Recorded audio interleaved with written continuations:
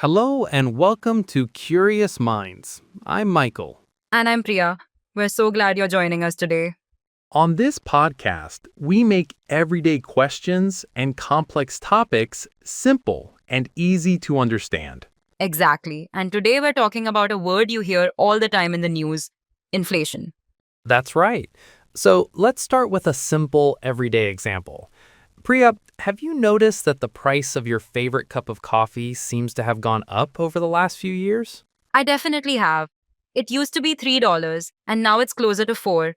The same goes for my groceries. A carton of milk or a loaf of bread just costs more than it did last year. That's a perfect example of inflation in action. It's that slow and sometimes not so slow increase in the price of things we buy every day. So inflation is just things getting more expensive. In simple terms, yes. Inflation is the rate at which the general level of prices for goods and services is rising. And because prices are rising, the value of your money goes down. Right. This is what economists call purchasing power. It sounds complicated, but it just means how much you can buy with a certain amount of money. So, how do economists actually measure this? It's not like they track the price of every single thing. How do they come up with a single inflation number? So, 10 years ago, $10 might have bought you 4 loaves of bread. Today, that same $10 might only buy you 2 or 3. Exactly, your $10 is still $10, but it has less power. It buys you less stuff. Okay, that makes sense. But why does it happen? Why do prices go up in the first place? There are a couple of main reasons. The first one is when there's more demand for things than there are things to buy. Think about it like this. If everyone suddenly wants to buy a new smartphone, but the company can only make a limited number, Okay. because so many people want it, the company can charge a higher price. The high demand pulls the price up. This can happen in the whole economy if people have a lot of money to spend.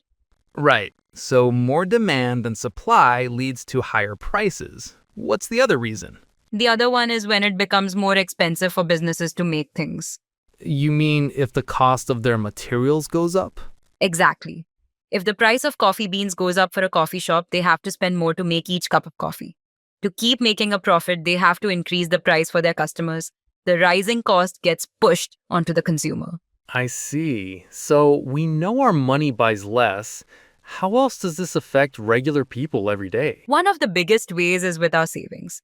If you have money in a bank account that isn't earning much interest, inflation is slowly eating away at its value. That saved money will buy less in the future than it does today. That's a great point. It also affects our salaries, doesn't it? If your pay stays the same, but the cost of everything goes up, you're effectively getting poorer. Precisely.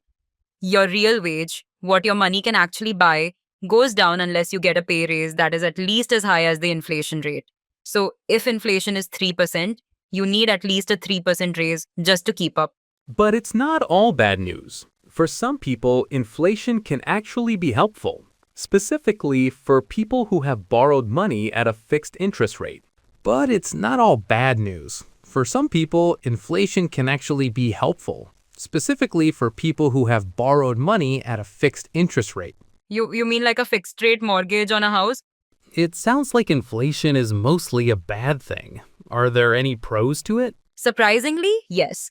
Most economists believe that a small, steady amount of inflation, say around 2% per year, is actually a sign of a healthy, growing economy. How so? Well, if people expect prices to go up a little bit, they are more likely to buy things now instead of waiting. If you know that new car will be a bit more expensive next year, you're more likely to buy it this year. This encourages spending, which helps the economy grow. That makes sense. So, a little bit of inflation is good. The con, or the bad side, is when it gets too high. Right. High inflation is very dangerous. It erodes people's savings very quickly, makes it hard for businesses to plan, and hurts the poorest people the most, since they spend more of their money on essentials like food and fuel. So, if a little inflation is good, what about the opposite? What if prices go down? That sounds great, doesn't it? You'd think so, but that's a situation called deflation, and it can be even more dangerous for an economy than high inflation. More dangerous? How? Well, if people expect prices to be lower next month, what do? They wait to buy things. Exactly. Everyone stops spending. And if no one is buying, businesses stop making things, which can lead to job losses and a shrinking economy. It creates a really nasty downward spiral. So, if high inflation is so bad, who is in charge of controlling it? That is the main job of a country's central bank. In the United States, it's called the Federal Reserve or the Fed. Other countries have their own, like the Bank of England or the European Central Bank. And how do these central banks control inflation? Their main tool is managing interest rates. An interest rate is the cost of borrowing money. When inflation is too high, the central bank raises interest rates. This makes it more expensive for people and businesses to borrow money for big purchases. People spend less, which cools down the economy and helps bring prices under control. So, the central bank is like a thermostat for the economy, trying to keep it from getting too hot or too cold. That's a perfect analogy. All right, so let's do a quick summary of what we've learned today. Let's do it. First, inflation is the increase in prices over time, which means your money buys less than it used to. Right, and this happens either because there's too much demand or because it costs businesses more to make things. We also learned that while a small amount of inflation can be good for the economy, high inflation is very harmful. And finally, a country's central bank is responsible for managing inflation, mostly by adjusting interest rates. I think that covers it.